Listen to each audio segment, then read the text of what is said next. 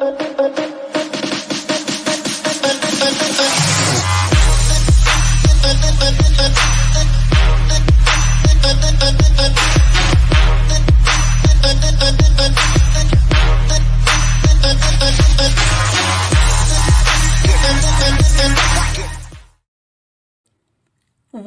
everybody. I'm Selena Rezvani, and I'm so thrilled you're joining Women and Work Culture, all about positive ways that we can engage and retain and include women at work.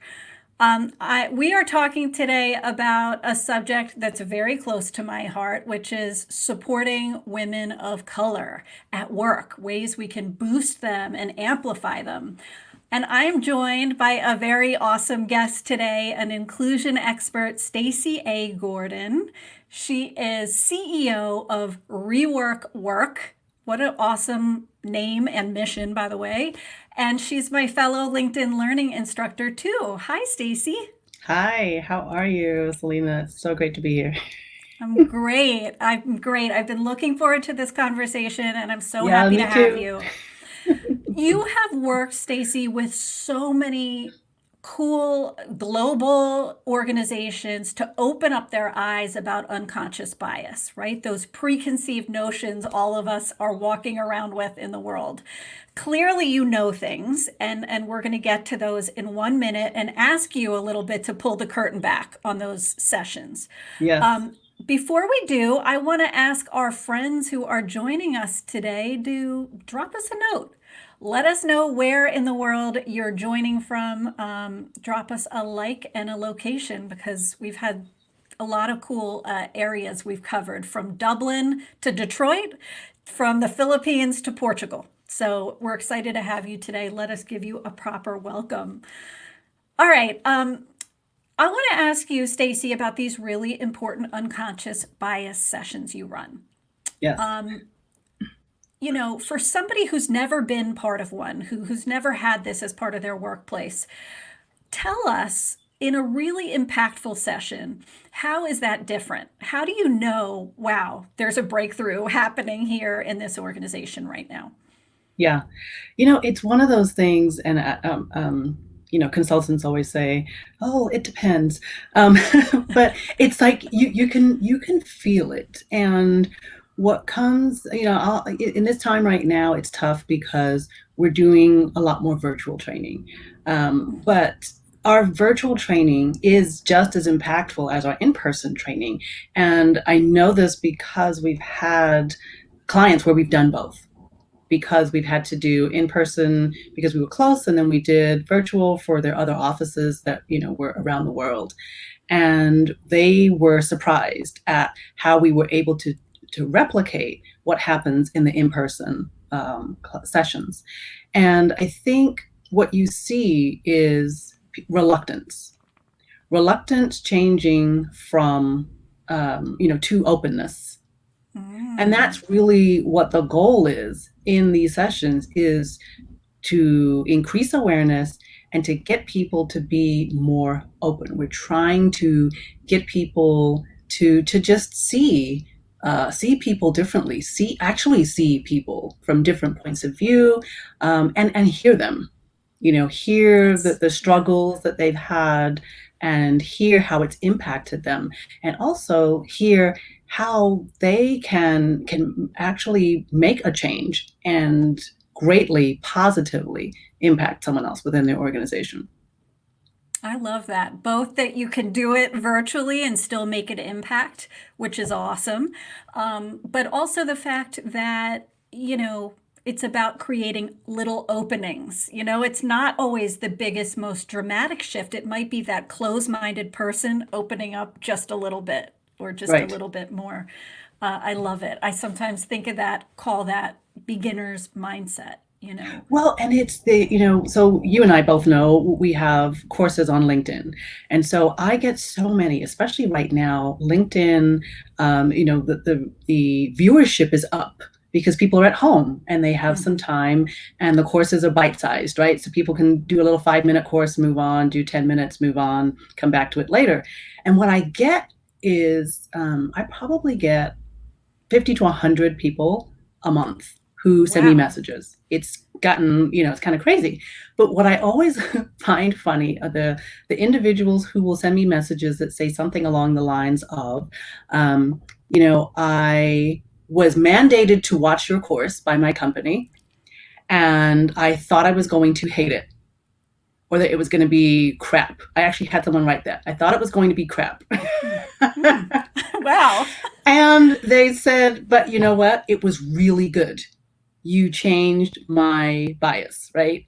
And so that's where I realized, I'm like, yeah, we made the difference. That was what the goal was. We took That's, someone who yeah. was completely reluctant, did not want to do this, and had them realize that, you know what, we're not here to call people out. We're not here to, make people feel bad. We really are trying to get everyone on a page where we can interact and be a little more kinder and nicer and more respectful and more open. That's awesome. And I think in some ways, those experiences where we're surprised, where we went in thinking it's going to be one way and we're surprised, stick with us even more, kind of stay with us even Right, more. right. I want to pivot and talk about women of color specifically. And I want to ask, are there certain experiences you hear that are, very common from women of color in some of these sessions? Maybe the top two, the most common two you could think of. Yeah, and it's funny because I was, you asked that question, and it's hard to answer. And the reason that it's difficult to answer is because of the work that I do, right? I'm brought out to help increase diversity, to conduct unconscious bias trainings, to open people's minds. When I sit in those sessions and I facilitate those workshops, what we find is there are very few women of color. Hmm. I can't give you those stories because the companies we've worked with we've done a lot with tech companies in the Bay Area, um, and they're just not there, and that's part of the problem, Mm. right? Is Wow. that they're not there, they're not represented. Well, and that's so important because, back to opening up people's mindsets, right? Sometimes one of the ways you open up people's minds is for them to hear someone's experience who's Right, underrepresented, right? Or right, about that time they felt diminished or right. less than. That's so important to hear those things. So, It is. And that's where wow. they get those stories from me, from our other consultants. I mean, if you look at the consultants that we work with, we are diverse. Hmm. And so we are able to share those stories. But what we also get them to see is to share their own stories of Yeah. diversity as well, right? And see that we have that commonality in that we all have aspects of diversity. And we talk about the diversity dimensions. Yeah, well, and we know there are some really unique experiences for women of color from everything from being less likely to get a job they apply for, right? Which you know all about that recruiting phase as well. To getting the promotion, to getting the top pay. There are a lot of things that make this experience different being a woman of color. I want to geek out for a minute on a few numbers that stood out to me. And here's what they're around. White men in this country make up 31% of the population. So just 31%, but they make up 75% of Fortune 500 boards, right? Mhm. Only one example of, where a lot of power lies in this country in businesses is at that top level. And I think for a lot of us, myself included, when you grow up, you get a picture in your head of what a leader looks like, right? And when Right. they share, a certain look, 75% of them look the same way, right? You start to almost have like an idealized leader or a model leader you're used to. Well, of course, the issue for women of color is we look the exact opposite of that model and that example, right? Can you talk to us about some of the pressures for women of color to kind of downplay some of who they are to fit in or to lead? Yeah. Yeah, I think that, I always think of the phrase, the squeaky wheel gets the oil, right? And so when we are told that if you want something, you've got to go out there and you've got to ask for it and you need to demand it, right? But women in general are penalized for doing that, right? We know the statistics about women asking and advocating for themselves. They are usually then, you know, then considered bossy and mean and demanding and all the negative stereotypes within an organization. And so the alternative to that same phrase is that the raised nail gets the hammer, right? Mm-hmm. So what happens is we get taught that the squeaky wheel, we're not getting the oil. We're going to be the raised nail and we're going to get the hammer. And so we stop raising our heads, right? We stop asking, we stop standing out because every time we do, we get the negative.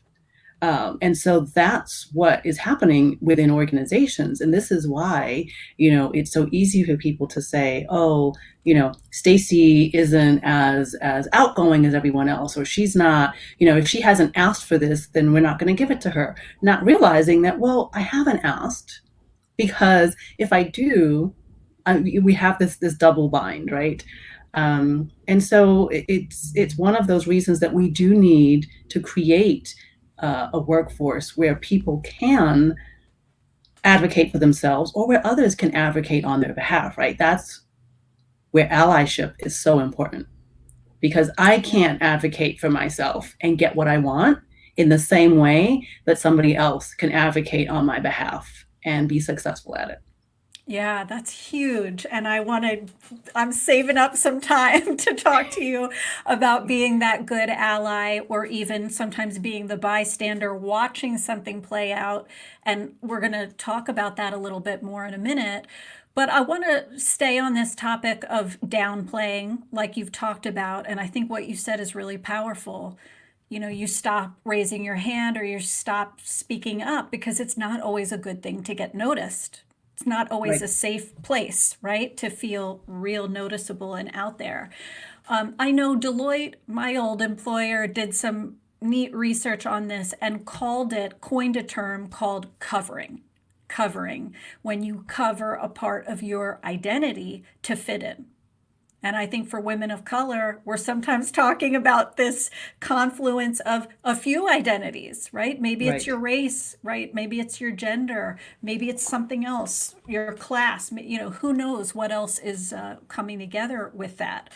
Are there things you think that workplace cultures can do to promote a kind of culture where you don't feel the need to cover?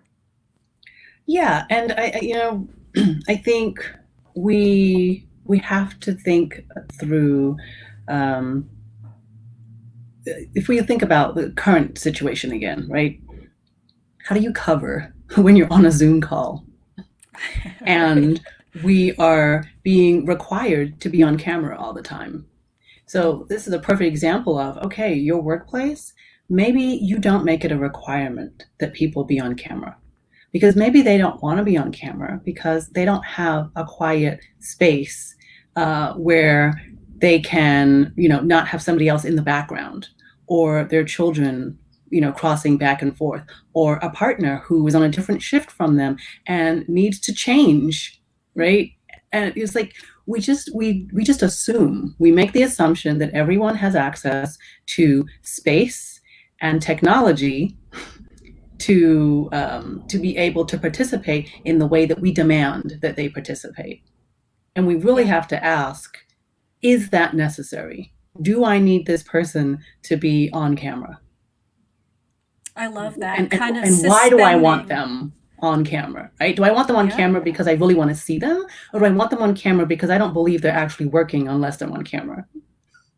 Yeah, I love it. Kind of extending trust, first of all, that you do you. I trust you can participate in the way you need to today, Right. to keep your well being or your sanity or whatever it is. But Right. I think that's great. Suspend your ideas, hold your ideas loosely. about what everyone else's home life Right. is Or you could like. even just ask, right? Yeah. You can ask, is everyone comfortable being on camera? And say, it's okay if you're not, Mm, I love it. right? I love it. Because we make such assumptions about things. I actually had to tell someone, I said, you want me to be on camera for this 15-minute call. Why? Like, for me to be on camera, I have to get up and do my hair. Now, I twist my hair at night. So it takes time for me to twist it. Mhm. It takes time for me to untwist it in the morning. And you want me to do all of that for a 15-minute call? What's That's important? burdensome to me, right? Yeah. Yeah. And I should be allowed to refrain from having to be on camera. I'm like, phones still work. Yeah. We can Right. It's have a like phone call. what's NBD to you, no big deal to you, might be a huge, tremendous deal to me. Right, And the flip too, of course, right? What's right. not a big thing for for me might be a major thing for you. By Well, the and it's way, also getting, oh, go ahead. oh, no, I was just going to say we have people listening to your great advice from Alameda, California, Austin, Alexandria, Virginia, Costa Mesa, Washington, D.C., Tampa Bay.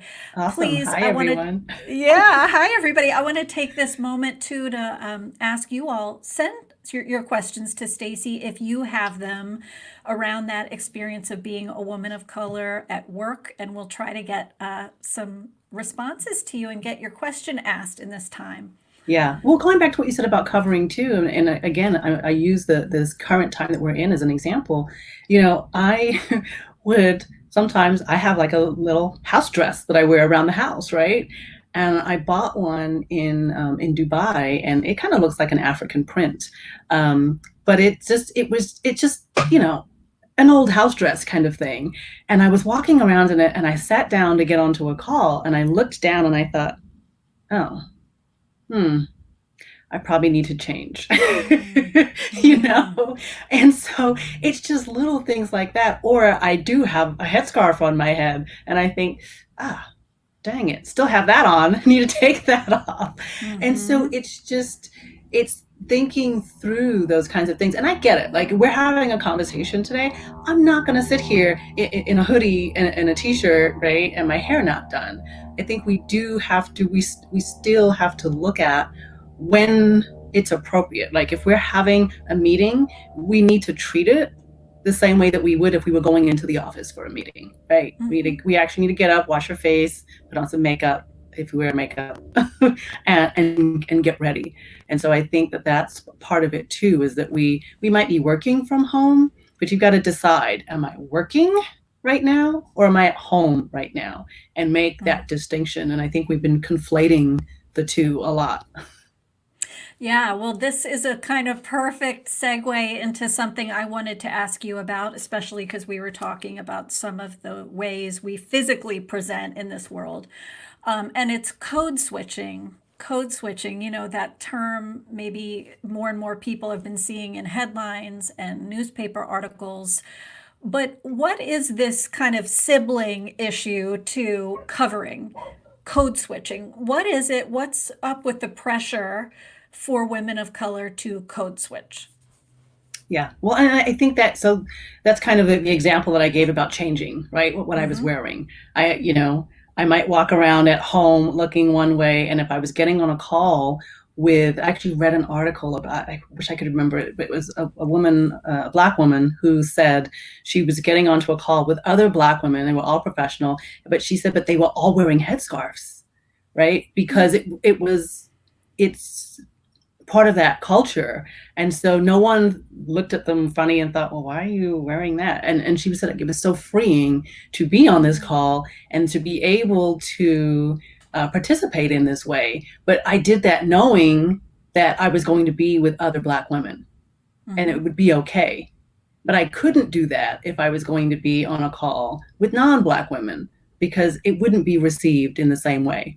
And so that's literally like a visual example, right? Code switching is really, it's looking at your environment and figuring out, what do I have to do to fit in, right? Mm. What, it goes back to that raised nail kind of a scenario, but what do I have to do so that I'm not going to stand out in a way that might be negative or might potentially be perceived as negative?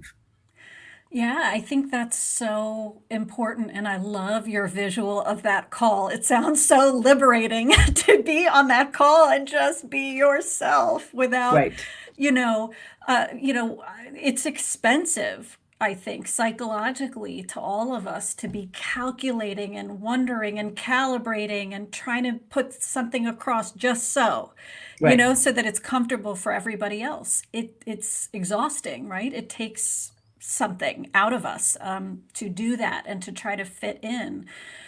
I just also want to say, I think we're not just taking cues from work life, which we are, when we see leadership and it tends to look a certain way where we don't see a lot of women in color of color leading in many organizations. I think we also take those messages from other parts of our life as well.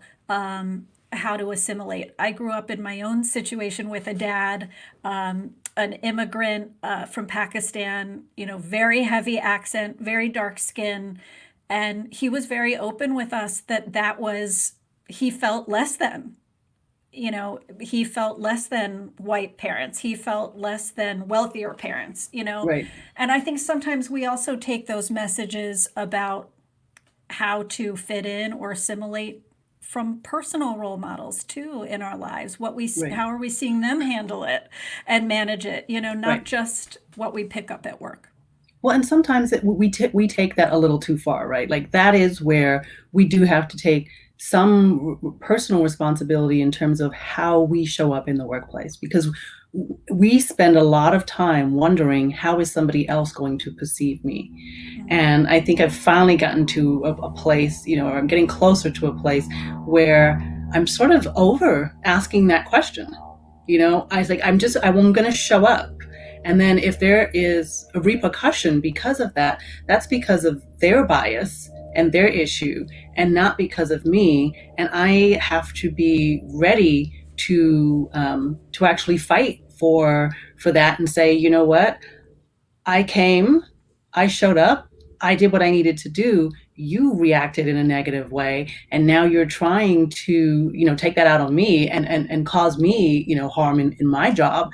Not going to stand for it, right?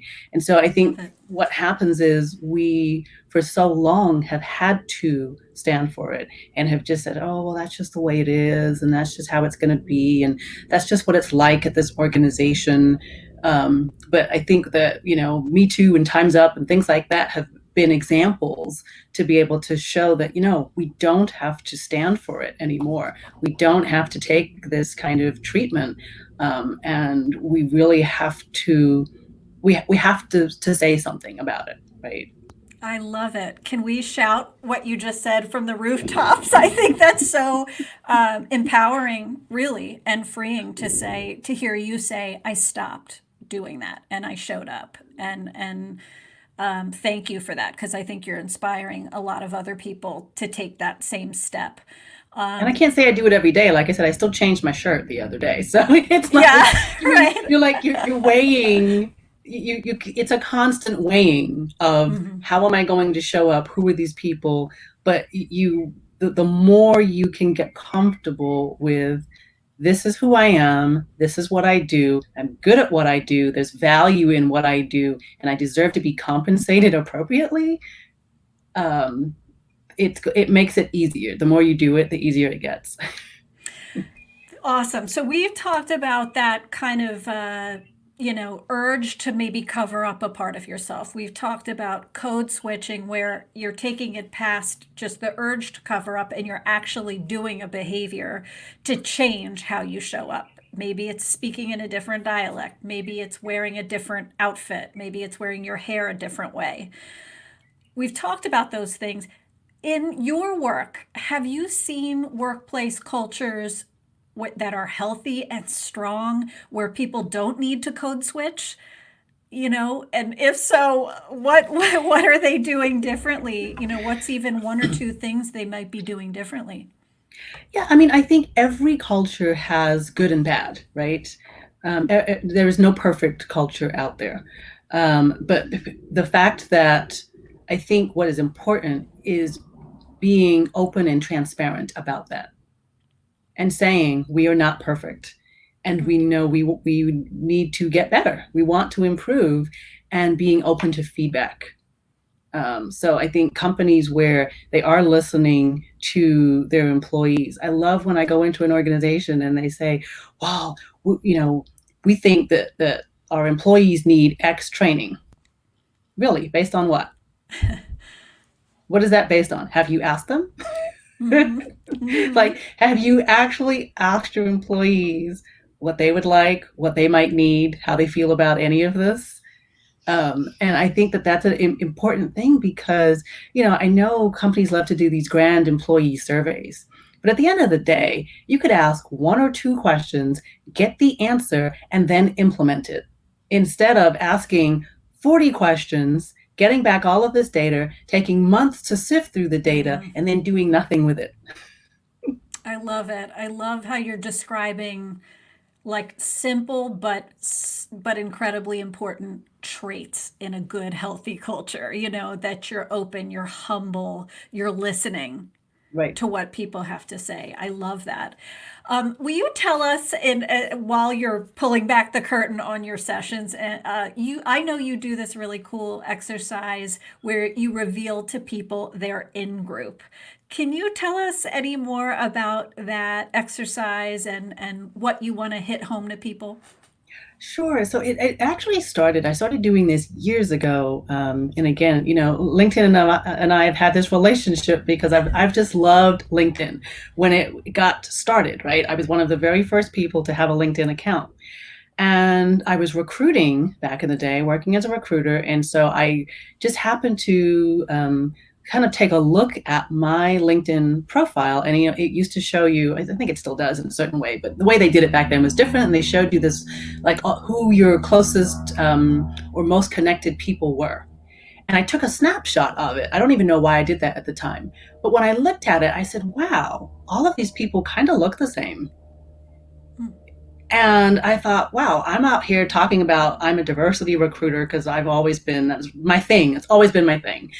And I said, well, how is that really, how am I a diverse recruiter when there were so many people missing from my own network? So what I started doing was having people do that, was just look at their network. But there is actually a formal exercise that I found a couple of years ago that kind of takes that same concept into play. And so what you're doing is you're looking at, if you were to write down the top 5 people that you go to for advice when you need, business advice, really good, solid advice. Who are those 5 people, right? And then if you write down the name of like your 5 best friends, and you write down the name of, let's say, your 5, also like trusted advisors, and you start to get a pattern because then you look at it and you go, well, do these people, are they all the same race? Are they all the same gender? Are they all the same ethnicity? Are they all in the same age group? Do they all live in the same geographic region? And it's eye opening because, like I said, a quick way to do it is to literally just go to your LinkedIn and do a snapshot of like who's in your circle. Yeah. But if you do both of those things, it will tell you a lot about the circles that we navigate in because we like to think that we're open and we're diverse. And, oh no, we love everybody. No, you don't. You really don't. Right. That's not who you're spending your time with. Right. Right. And so Yeah. it's looking at that and seeing that, wow, yeah, you know what? I need to do better. And then actually doing better, right? Actually reaching out and meeting, talking to new people and making those connections. That's awesome. I love it. Kind of, this is your in group. What an eye opener, I think, for most people. I want to ask you one more question, Stacy. I'm a believer personally that women of color's contribution, leadership is under recognized. Are there ways that you think we can amplify women of color and, better celebrate their leadership?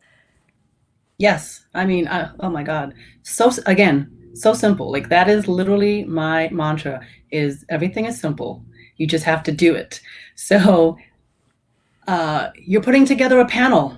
of leaders include a Black woman, an Asian woman, a Latina woman. Include somebody who's different. If you put together a panel and they all look the same, please, please, please change them out. You're doing a panel, you're doing a speaker series internally, organizations, you're putting together a project and you choose the project lead. Who have you chosen to even be part of this project? It's like every single time you have the choice, you get to make a decision about who is in and who is out. It's literally that in-group, out-group mentality that you are perpetuating every single day. And you have to choose to bring somebody from your out-group in. If you can do that, you need to do it in leadership, you do it in your friendship circles, do it in everything.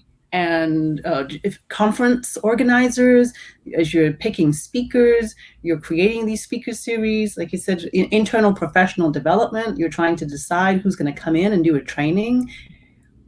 There's so many opportunities to look at leadership and bring in some new faces.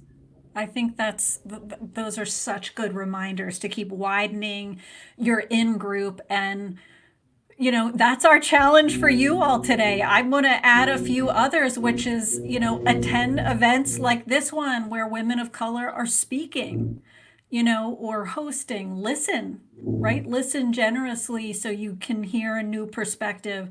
I think another great one is have a one-to-one with a woman of color just to get to know her and broaden your in-group, to use Stacy's term.